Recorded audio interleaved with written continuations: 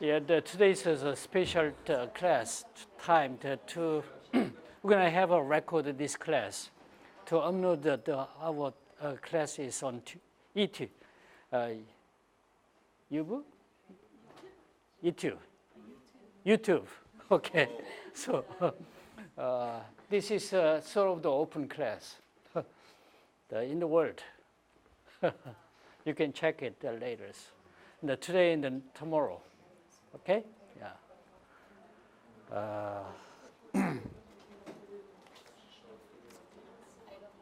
So I asked the school to have a record in two places. One of them is my friend. He runs a company to make a record, documentary record. And the other one is an official record done by the school. Okay, so you can face your face. You can check your face on the YouTube. YouTube. It's not familiar to me. All right. Anyway, today we're going to deal with new topics that is titled Leadership Ethics. So this chapter raises a lot of the issues in the field of the ethics in relation to the ethics in the process of leadership process. Yes. So many issues that you may raise with relevance to some kind of ethical issues, such as some kind of values. You may refer to some kind of efficiency, equity, justice, or equalities, or the rightnesses or the wrong. Okay. So you may cite some sort of the kinds of the ethical issues in a daily life at the contemporary societies. Okay, so it doesn't matter with some kind of countries or some kind of environments or the places you are living. Okay, yeah. So today I'm going to invite the one team who is supposed to have a presentation. They use this in the caption later, okay, after I talk something, okay. But before that, I'm going to give us some break time to make an answer to a previous time. What happened, Susan? Huh? All right. Calm down. And Julius. Okay. Are you excited? Oh, okay. Right. Okay. Please come.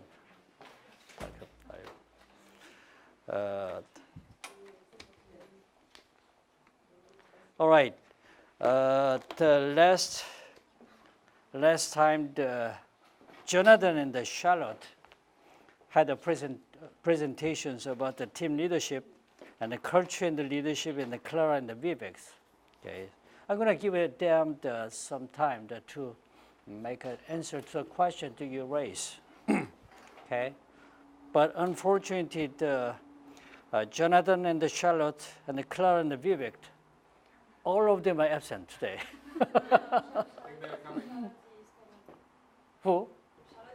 Charlotte coming? Yeah. Okay. Okay. Yeah.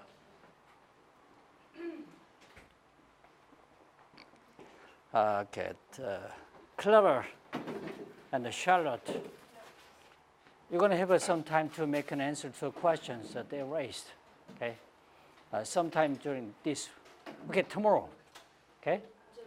Yeah. Yeah. So some time to make an answer to a question. So you got some good question the last time. You have not done? Yeah, tomorrow. Okay? Yeah. So as I told you, we're going to deal with some of the ethical issues. Okay.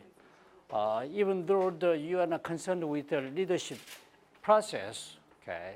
So in your daily life, at contemporary societies, we are facing a lot of ethical issues, ethical questions. Okay, how to behave, right or wrong, in a right way.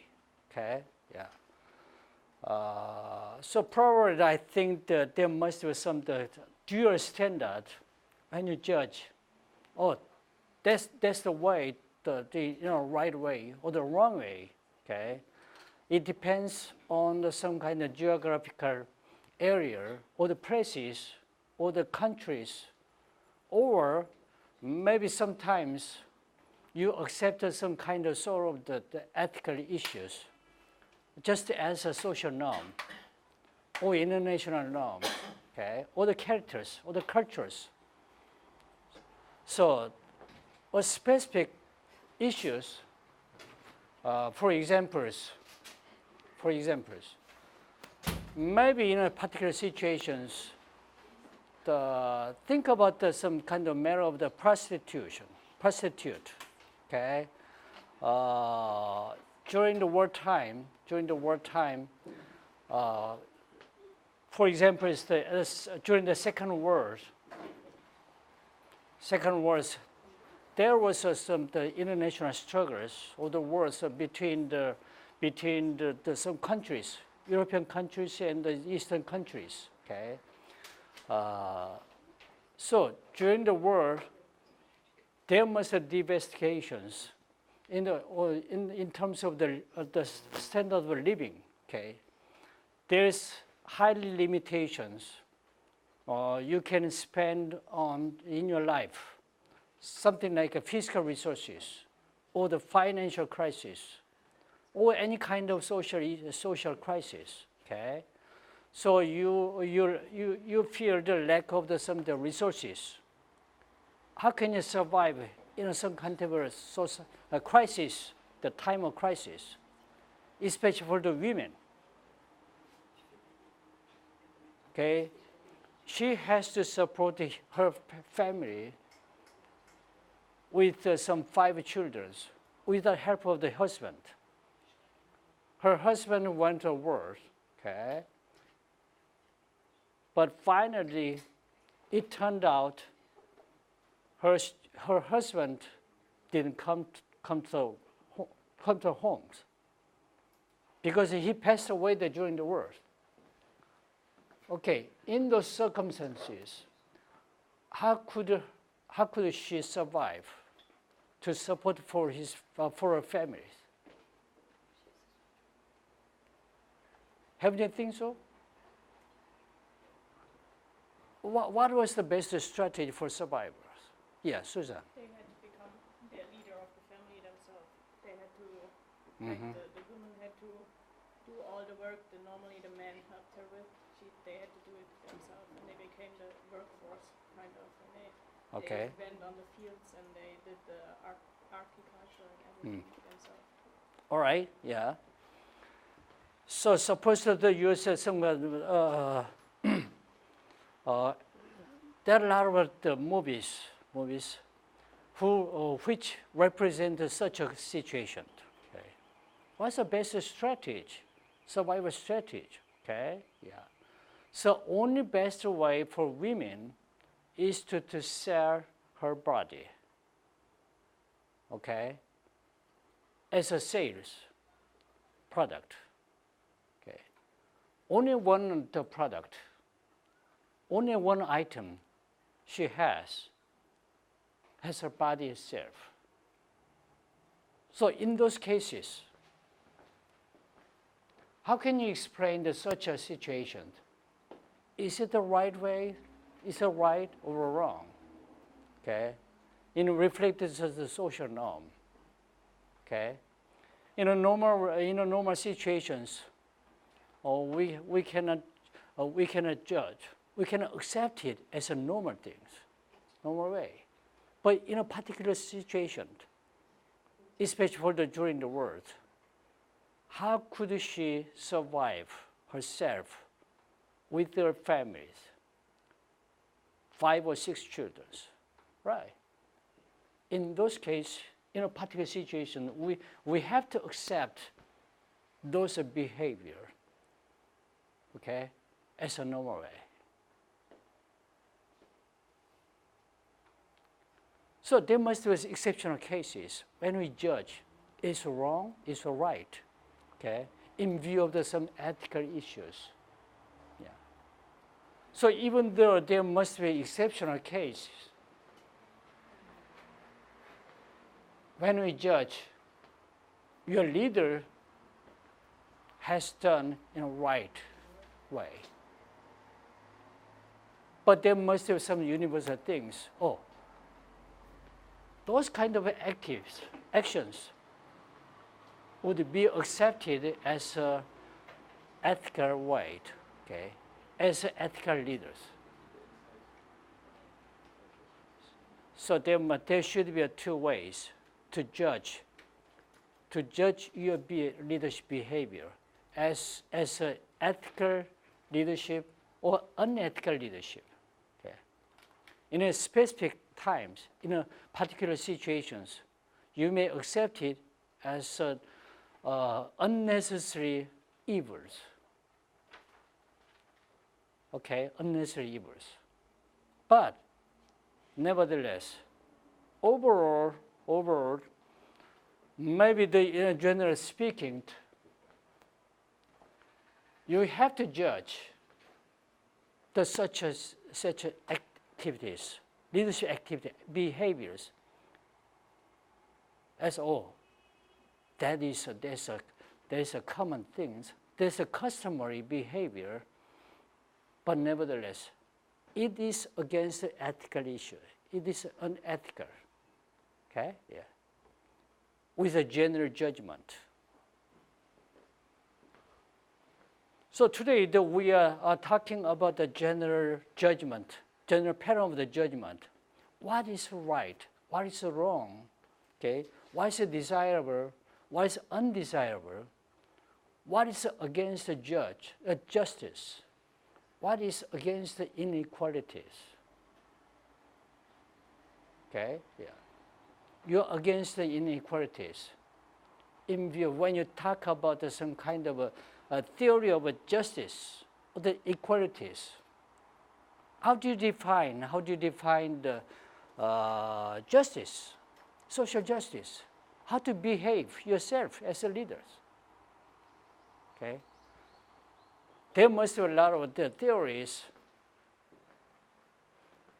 If you want to talk about some of the ethical issues in view of the leadership process, okay, in your communities, in this classroom, it doesn't matter. All right, yeah.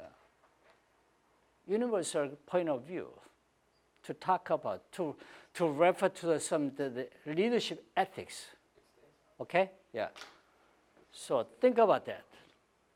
Okay, I'm going to invite two students to have a presentation to talk about some leadership ethics, not ethical issue, not ethical leadership. Okay? Yeah.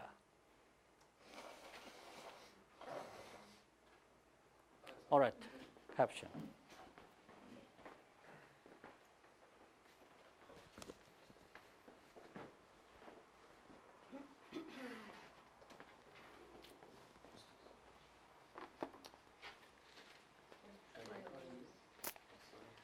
Yeah.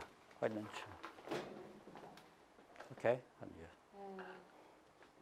Can we get rid of one? Oh, No, it's okay. yeah, this. Why don't you make use of the microphone to make a record? I have a loud voice.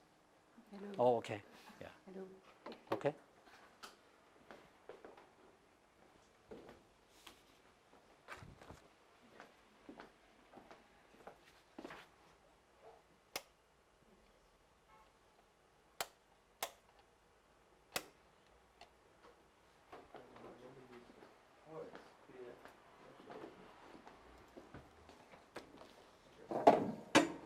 This is the PDF. It's the PDF? Yeah, we can open before the slide. Oh yeah. Can you do present PDF slideshow? Oh yeah, it's just do it like this. Yeah. Yeah. It's okay like this? Yeah, I will click.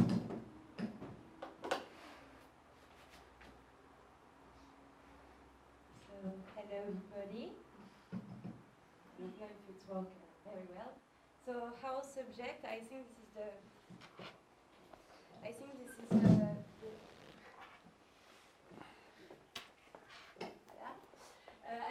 the last chapter of the field. So our topic is leadership ethics, and this is the chapter number 16.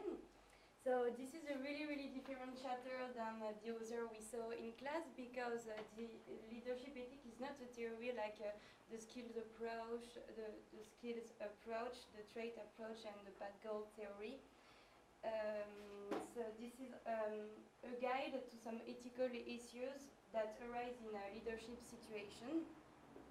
So over the last times, many good and bad king exist, and a lot of bad and king empire happened. But there is too few books and studies and research about how leaders made their empire and their world in the past, even if they are bad and good. So we are going to talk about leadership ethics. And first of all, we will define the word ethic, then ethical theories, the centrality of ethics in leadership. We will see also some phenomenon thinking. Then Justul will speak about the principle of ethical leadership, the strengths and weaknesses, and speak about a leadership instrument. So first of all, what is ethics? So the real definition of ethics is values and morals an individual or society finds desirable or appropriate. Ethical theory provides a system of rules or principles that guide us in making decisions about what is right and what is wrong in a particular situation. So ethics provide an understanding of what it means to be a morally descendant human being. So this term of ethics has been developed a long time ago in the area of Plato and Aristotle. And these words come from the Greek ethos, which means customs, conduct, and character. So now about ethical theories. So ethical theories are about studying ethics and leadership. So there is two main domains of ethical theories. There is the conduct and the character. So first of all, the conduct is theories about leaders' conduct, so the action of the leader. This part is divided into two parts. There is the consequence and the duty. So we will see after deeper in this subject. And the character is about virtue-based theories. This is the theories about leaders' character. So this is all the interaction with the leader and the people in the organization. So first, the consequences. Consequences are theories that trace the consequences of the leader. It means the theological theories. So it comes from the Greek telos, which means ends and purpose. Theological theories is about making the decision by choosing between what is wrong and what is right again. But actually in these consequences and in these theological theories, you really look at the result, whether the results will be good or bad, related to the decision the leader took. So yes, it's about the moral conduct of the leader, and the moral conduct is divided into three parts. So you have the ethical egoism, utilitarianism, and altruism. So here is a table, and this is the action of the leader related to his self-interest. So this is from the high level of self-interest in the action of the leader to the lowest one. So we see that ethical egoism has a high level of self-interest. That means that the leader make a decision or do an action regarding himself. So he just think about himself and he don't really look at the interest of the other in the organization. So utilitarianism is the act to create the greatest good for the greatest number. the action that maximize social benefits and minimize social costs. And then you have altruism. So this is the action that promotes the best interest of the other. So it's when the leader acts in the interest of the other for the organization. So now about the duty. So the second part of consequence, the second part of conduct. So duty are the theories that emphasize the duty or rules governing leader action. So now you are not looking at the result of the action, but you look at the action itself, if the action is good or wrong. So in the duty, we speak about deontological theories. So it comes from the Greek deos, which means duty. So as I say, whether the action itself is good, doing right thing in the right way. So Schumann said that leaders' actions are moral if the leader has a moral right to do them and if the action further the moral rights of the other. So the action has to make an action in thinking of the other people in the organization. So here is a note if you don't know what means duty. Now about virtue, so the second part of the table regarding the character of the leadership. Virtue is the general quality of being morally good. So the virtue-based theories come from the Greek archetype, which means excellence and virtue. Virtue are moral abilities, are not innate and can be learned. So in these days there is a resurgence of these whole theories because some scientifics say that rather than telling people what to do, attention should be directed toward telling people what to be. And for Aristotle, virtue helps people to live in community. Leaders should develop virtue.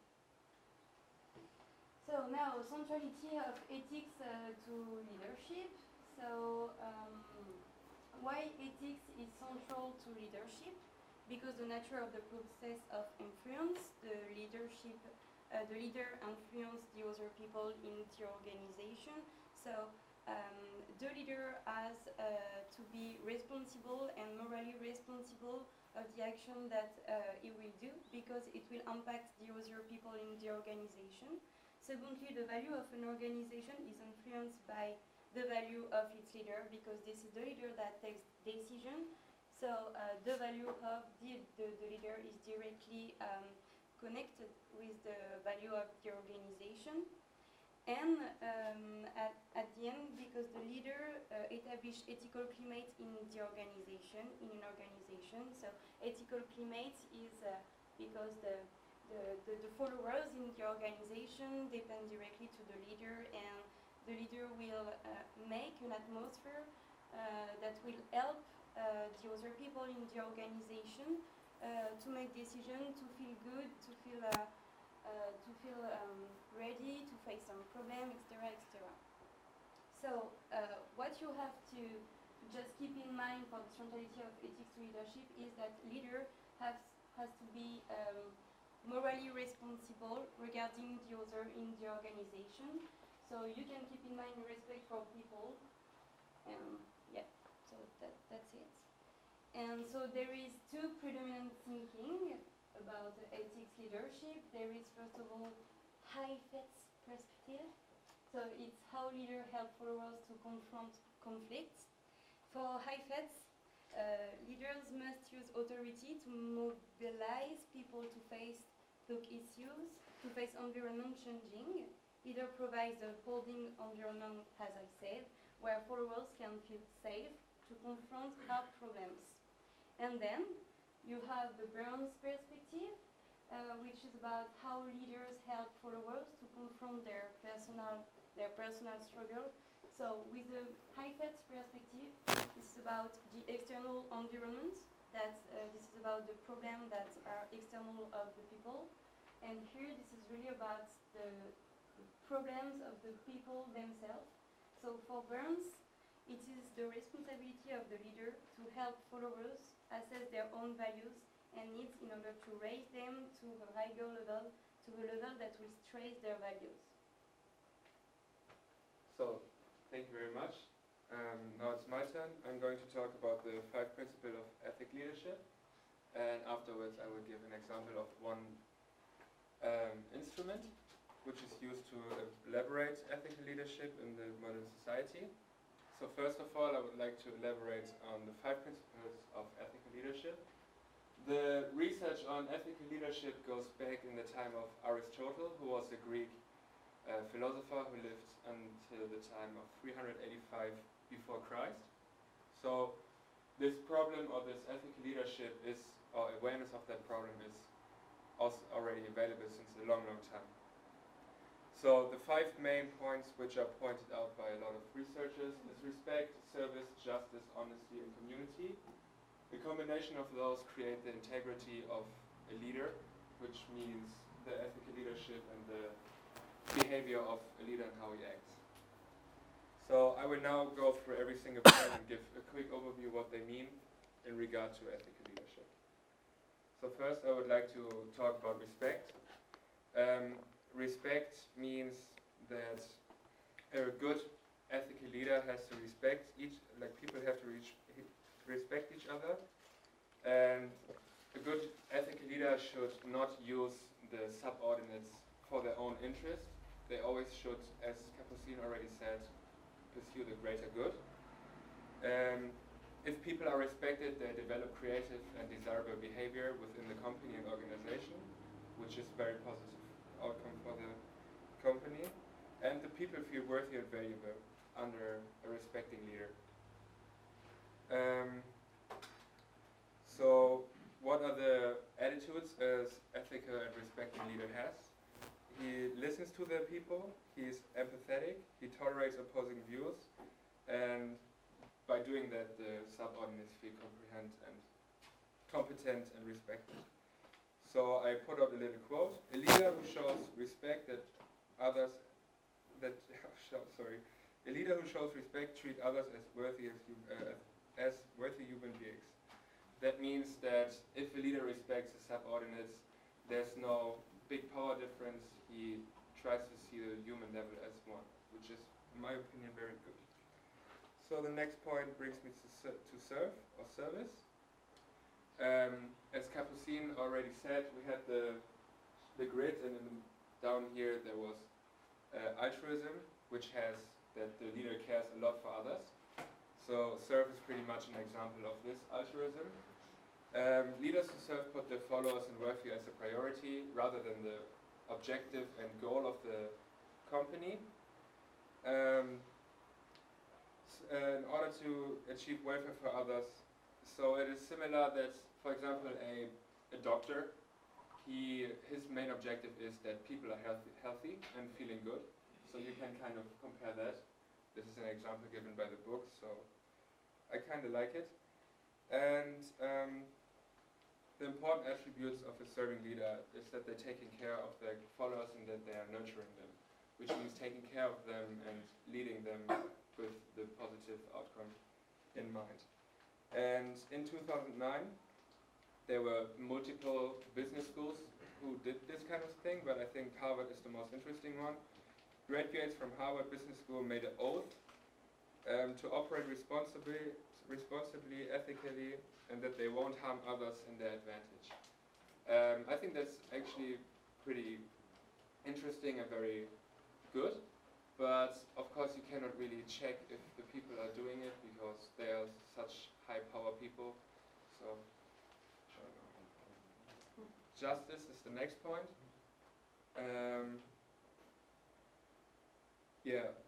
Justice is pretty much about fairness. So leaders put fairness in the center of the operations and decision-making process. They also say that no one should get special treatment, that everybody is the same. The book gives an example of a football team. When you ever played in a team of sports, you had a coach who had no advantage to other people. They were our favorite coaches. But if you had a coach who always put one player, for example, in the striker position, and you always had to sit on the bench, you started to feel quite sad and unhappy in the situation, And that's just an example of unfairness. And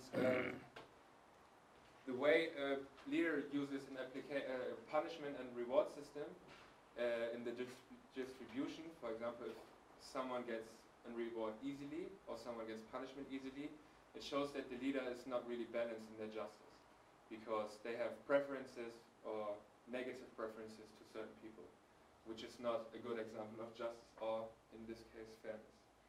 So a golden rule is, I think we have it in German, I think it's pretty much in every language you have this, to unto others as you would have them to unto you, which means you treat people the way you want to be treated, which is pretty simple. It is difficult to be fair in the distribution of limited goods because this will always cause a problem. And there's one example in the book which I would like your participation in. So the people who have a book, please open page 434.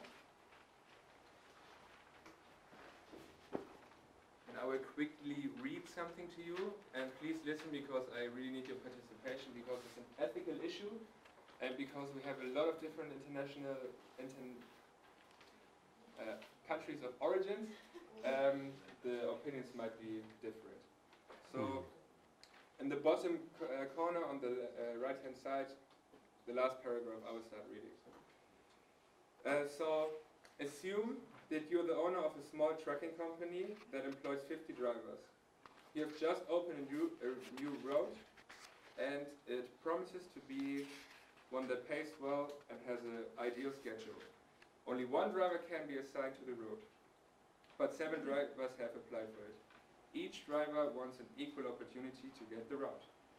One driver has recently lost his wife to breast cancer and is struggling to care of 3 children. Individual need. 2 drivers are minorities, and one of them feels strongly that he has the right to the job. One driver has logged more driving hours for 3 consecutive years, and she feels her effort makes her the logical candidate for the new route. One of the drivers serves the National Safety Board and has 20 years accident-free driving record, which is social contribution. Two drivers have been in the company since its inception, and their performance has been meritorious year after year. So the ethical problem is, who would you, as the company owner, who would you distribute this new route? Maybe take a few moments to think about it.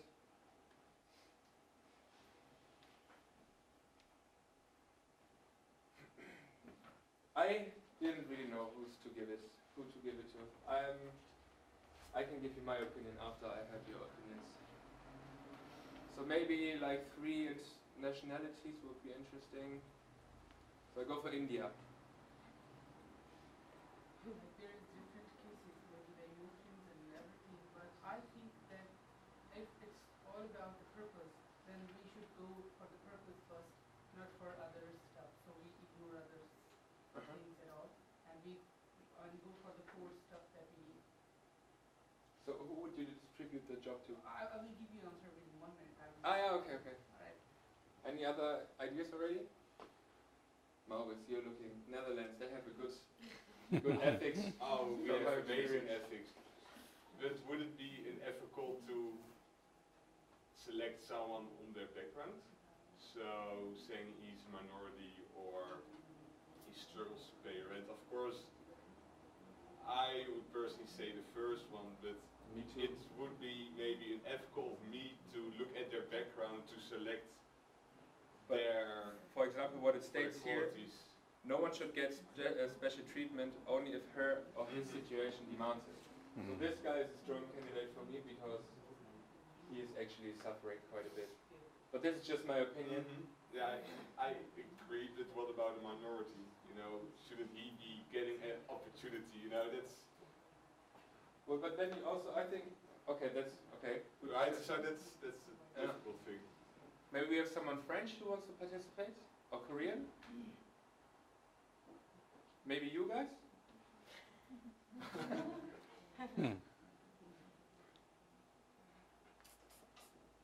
The Germans. I would go with the first one too. Okay. Yeah. Alright, any other opinions? The guys are still discussing back there, the Indian guys? Well, yeah. So, let's not waste too much time on this. Vivek, do you have just a quick answer? I think according to the American performance, Okay, might be according to alright. Look, this is interesting. So we have some more individual needs, like more empathetic, like the Dutch and the German. And we have a more constructive way of thinking. So the performance is representing its worth. Which is interesting, because there's no right answer to ethical problems normally, because we have so many different opinions and views, and different values, different cultures, backgrounds, and whatever has an influence on that. Well, I thought it was interesting. So I want to continue with honest. So first of all, a good leader must be honest. A good person must be honest. But in order to understand honesty, I think we have to understand what dishonesty is. So dishonesty is a form from lying and deriving the reality and the giving information of wrong information. And if that comes out, like if it goes to public that you are lying, you will see. Sorry, I got distracted. So you get distrust from your people. You're not a very reliable leader anymore. You're undependable. You lose respect and faith of your people, which is a negative impact on you, because you don't have the level of authority anymore as a leader needs. But a negative point of telling only the truth is that the truth can also be sometimes overwhelming. So if you tell someone the truth, the whole truth, they cannot comprehend it. So that's also a negative impact. So the challenge for honesty and a good leader is to find the balance between the level of telling the truth and finding the right amount of being open. So that's the problem of an honest leader. And be sensitive to the attitudes and feelings of others, so you can estimate the level of your input. So that's important. So honest leadership involves a wide set of behaviors. And the last point of the principles is build community, build mutual goal, which Capucine already represented, that you want as a leader to build a community for the greater good. And you should involve everyone within the group in order to have the best outcome. And also the leader-follower relationship should be aimed to approach the community goals. I think this one was pretty straightforward because it takes it away to build community. And so these are the 5 main points which has been researched over decades. So the strengths and weaknesses. The strength of these theories we learned is when there's a vacuum of ethical leadership, we can expect by taking a look into this research to get direction of how to be an ethical leader and how to practice it. And that leadership is a process of influencing others. Values like respect, fairness, building community are expressed to be important to ethical leadership, to have a positive follower leadership theory relationship. And what I mentioned earlier, the research of leadership ethics has been around since over 2,000 years, which means that there's a lot of input on that topic. However, the research and sources of research based on ethical leadership is normally based on own opinions strongly, because the people who wrote it expressed their own opinion. And the published ones are normally always, as I mentioned, based on own opinion. Therefore, it really lacks reliableness, because because in ethics and morals you can't really follow facts. So that's a weak point. And that there's more research conducted on business ethics, how to behave in a business, than on leadership ethics. So that's also a weak point. So I would like to get to my last point, a leadership instrument, the PLAS. It is a test conducted by Craig and Gustafsson. They created this test in 1998. It's called the Perceived Leader Integrity Scale. And it is designed for co-workers, how they see a leader in regard to their rules and produce the greatest good for the greatest number of people. So the test is conducted, for example, by us to elaborate the professor. And with with the results, we can on page, sorry, I didn't want to put it in because it would take too much attention. On page 446, you can see an example of the survey. And it's also explained with the counting system, but I didn't think it was relevant to you because we don't have that much time. So this test is designed to design the ethical leadership, to measure the ethical leadership of a leader in the opinion of coworkers. And it has a lot of good impacts, because with this test and with the results, you have, as a leader, not only an idea of how they see you, you get feedback from the employees, and you can see where the leadership or ethics is lacking within the organization, so it can improve in a specific point. That's one good point. And then two, which I just mentioned, and yeah, that employees can have feedback. As I also mentioned, the test results are based on your opinion on other persons, so it's very difficult to see the reliableness in that. But taking a big range of, for example, if we take the class and elaborate the professor, I think we can see a lot of different results, which is interesting. There are different ways to assess ethical leadership, but this one is the main one, which is used since a couple of years. So this is why it's seen as relevant. If you have any question, please don't hesitate to ask. That was our presentation on ethical leadership. Finished. All right. Okay. All right. Why don't you make a question for them? Do you need a post-it? I didn't bring the post-it for JD. Yeah.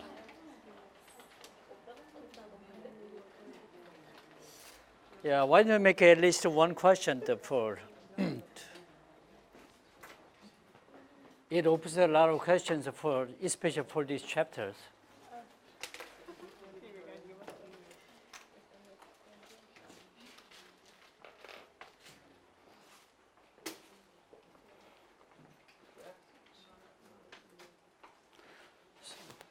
So tomorrow we're going to have 3 sessions for making answer to questions. 3 teams. Jonathan, Charlotte, okay, yeah. Team leadership, and Clara and Vivek about culture and leadership, okay. And the 3rd team would be today's team, the Captain Del Justus, okay, yeah.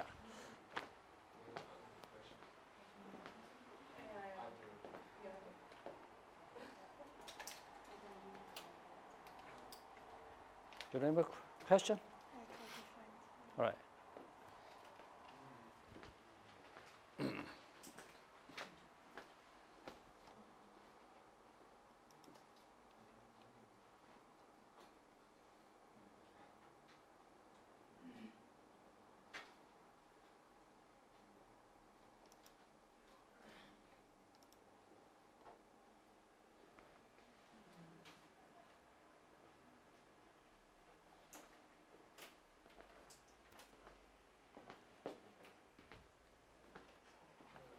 Ayub, are you done? Make a question? All right. Sleepy? Okay.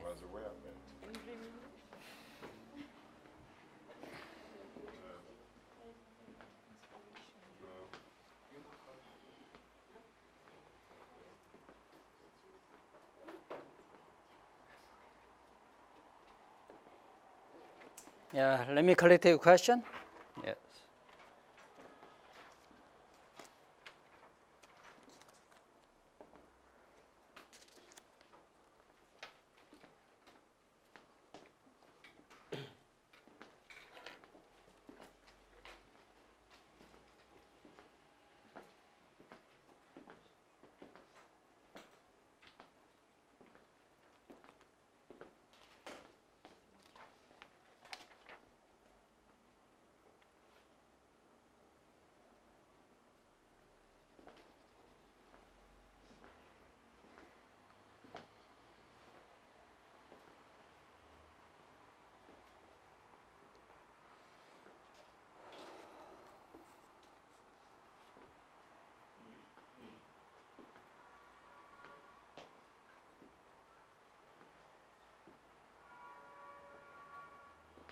Okay, let me talk about something for some time to supplement your presentation that they have done. All right, I'd like to raise two assumptions. The first one, in referring to some of the leadership ethics. Okay. First assumption is what's the relationship between ethics and the leadership? Okay, how do you relate two different terms, different terms? Okay, how would you relate the ethics, or what? Do you accept some kind of assumption, the two different terms, the ethics and the leadership? Okay. Are there the relationship between two terms? Okay, that's the first assumption. And the second thing is referring to some of the nature of the human beings.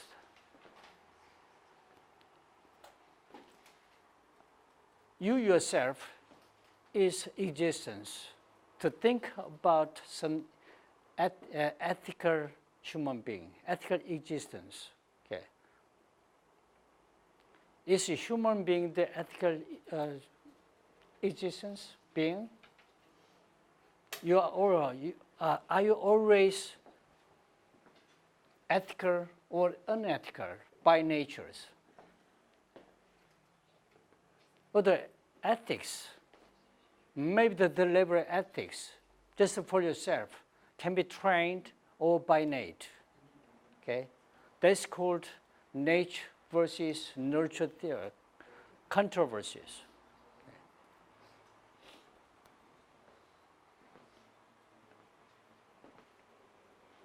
Okay, so ethics, maybe the moralities, the level of moralities can be acquired, okay, acquired by innate or by nurturing process.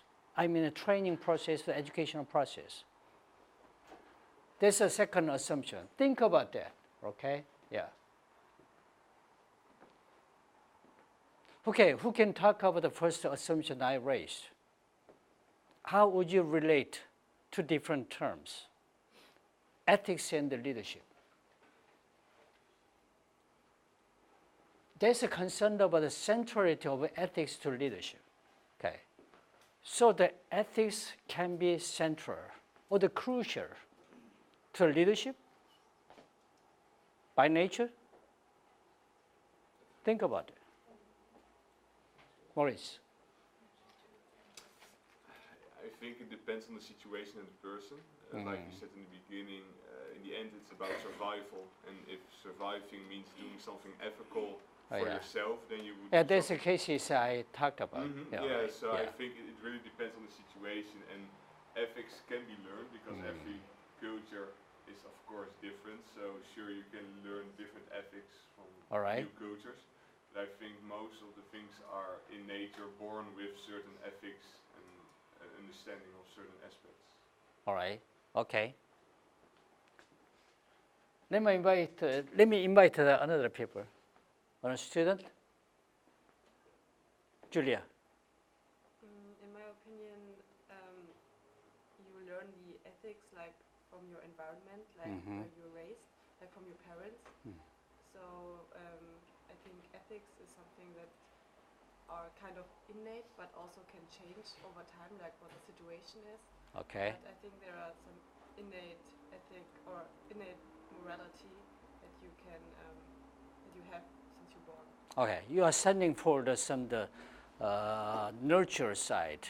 Okay, you can acquire it, right? As a process, the acquisition.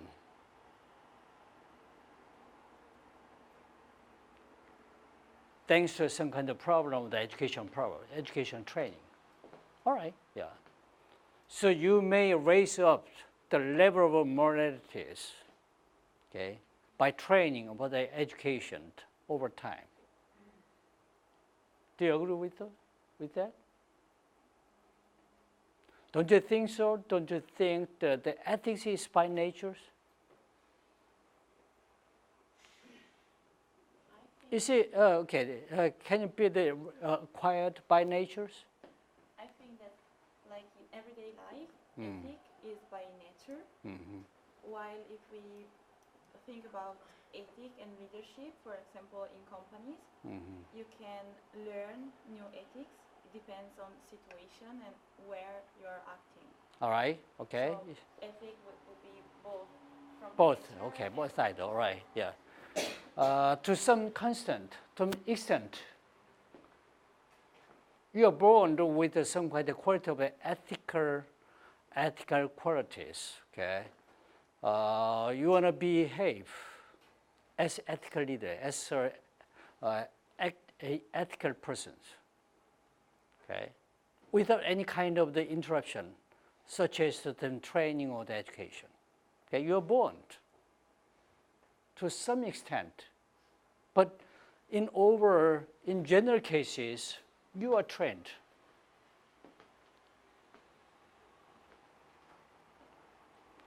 Referring to some kind of difference between the normal animal, and the human being. Okay. Generally speaking, most of the animals, they don't think about the ethical issues.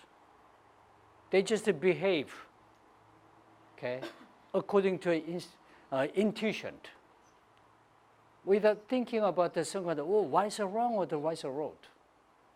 Okay, yeah, there's a big difference between the human being and the animals. Okay.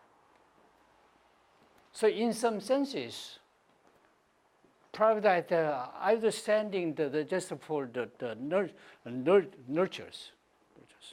Okay, you can get raised the standard or the level of the moralities by training. But anyway, okay.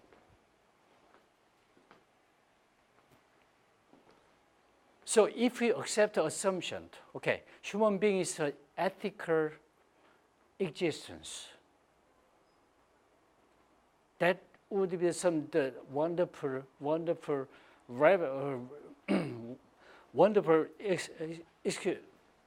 reasons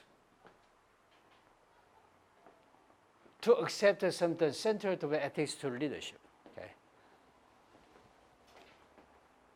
So when you behave as a leaders, good leaders, you have to be sensitive every time. What would be wrong, or what would be desirable, what would be the ethical or not?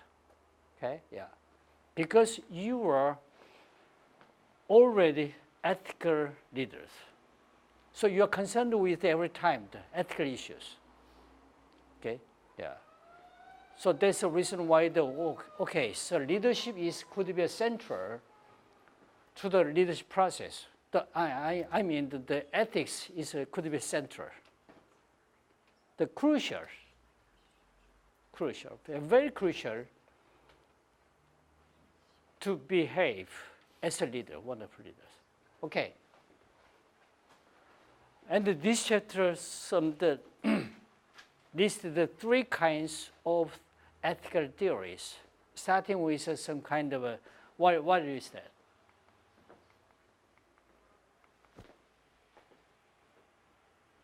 Ethical egoism. By referring to why your leaders behave in an ethical way. They must have some purposes, or the duties, or any kind of some kind of virtuousnesses. Okay, according to the three criteria, why they behave in ethical way. Okay, first, according to some kind of consequences or the behaviors of the result, the conduct and the characters. Okay, conduct, behavior, over the characters, the qualities. Okay, innate qualities, over the nurtures characters. Okay, if you want to refer to some kind of consequences, behavior, consequences after you behave, after you act as a leaders? What's the result or the consequences? There are three categories when you refer some kind of the consequences which you have done as a leaders. The first one is ethical egoism. Ethical egoism. Just for yourself. You have passed through the leadership process just for yourself, for your interest. Okay? Ethical egoism. Such as something happens, what's happening in your business companies. Okay? So the purpose of the ultimate goal is clear, very clear. Okay? To pursue just for the happiness for themselves. Okay? To make an interest for themselves. They are not concerned with some environment interest, or they are not concerned with some others outside their communities, just like a Good Samaritan. Okay? They are not concerned with that. Just for themselves. Ethical egoism. They have done the ethical activities. Okay, yeah, by following even though that they must have some the social accountabilities, social responsibilities. But even this, they are only concerned with for their own interests. Okay, by making use of the social abilities, to provide a lot of social welfare, or probably they are trying to allocate their money just for some have-nots. Okay? To advertise their company, business companies. Okay? Yeah. And the second one is utilitarianism. What is okay? What's a forerunner to talk about the utilitarianism?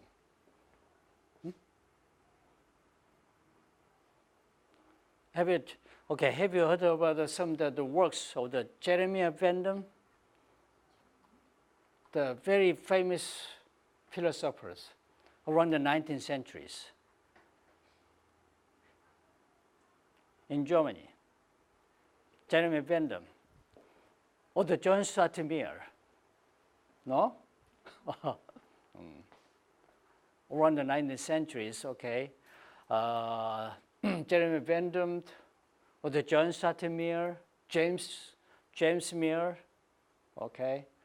They are very famous scholars who talked about some of the utilitarianism. What is the propaganda for utilitarianism? Julia, do you know that? All right. Have you taken some of the courses of the history of the philosophy? No, not yet? Okay. Yeah. In terms of the utilitarianism, utilities, they are standing for the utilities. Happiness. Okay, utilities, utility. The highest utilities provides the highest level of happiness. Okay, in their theories, utilities. Okay, so propagandas. Very famous saying that the most happiness for the most people. Okay, they are pursued. But why we pursue the happiness in our human communities? They say, Jeremiah Mill, James Mill, John Stuart Mill, okay? Jeremiah Bentham. All right. The best way to pursue for the happiness in our human communities, we have to stand for some of the propagandas. The most happiness for the most people. Okay? Yeah. Yeah, for examples. Although our school, the Sungshu University provide us, okay, 10 to $100 million for the scholars in this classroom. Okay, how do you distribute? How do you allocate those kind of funds? Just for the scholarship, just for yourself. The first way is how to find some way to provide, to guarantee the most happiness for the most people in this classroom, okay? To distribute it equally. That's the way that just for the standing for the utilitarianism, okay? All the classmates will have equal money, okay? After I distribute it on an equal basis, okay? Yeah, but it is not concerned with some equality issues. Maybe I can give you some Susans, most of the fund, okay, 90% of the fund, because you are smart. I'm just kidding. Okay. I'm taking some example. Okay.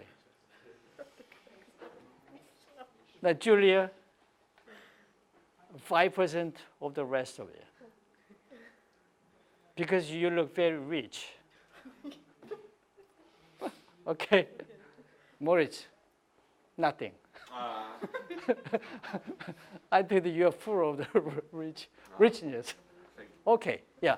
But anyway, utilitarian, it doesn't matter, it doesn't concern with some equalities, equal basis, okay? Yeah. So they are concerned with the total of the happiness without any consideration of the equalities. Okay, justice. How to realize the justice for the utilitarianism is to think about, to concern with the only thing, the most happiness. All right, yeah, utilitarianism. Let me take examples. What is a major function or the major roles of some federal government in your countries, okay? The first job is to collect the tax. Then, second job, what is the second job? To allocate their fund or the taxes, okay, just for the wealth of the people.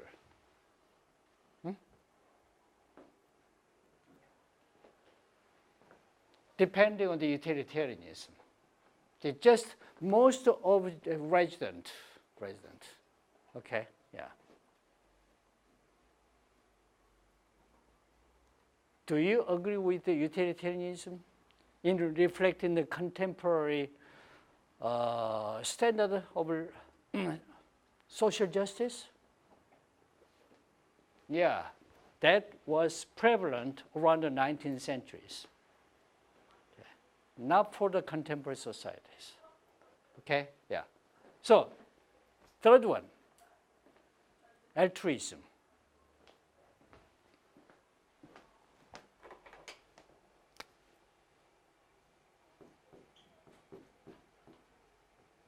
Altruism? Oh, I'm not quite sure the spelling. Altruism or altruism? Philanthropic point of view. Okay. What's the major reason why I behave in an ethical way as a successful leader? Okay. Like a good Samaritan, I'm only concerned with some of my neighbors' interest. Okay, that's it. And altruism. Okay, yeah, altruism. I'm not concerned with my own interest or the most of people's. Oh,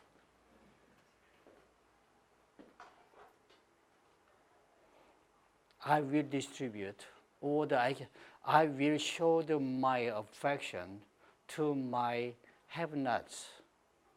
Not haves, have-nots. Because they are in need, desperately. Okay? the fiscal resources, or the money, or there's so many social wealth. Okay, yeah. Okay, the consequences, duties, the ontological theories. Okay, consequences. All right. Yeah, I just found out some of the mistake on the spelling in our textbook. Teleological.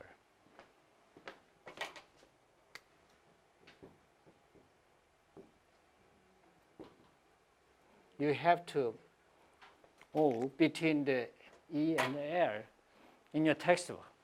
The misprinting. Okay, teleo. There's a purpose or the goal. Okay, teleological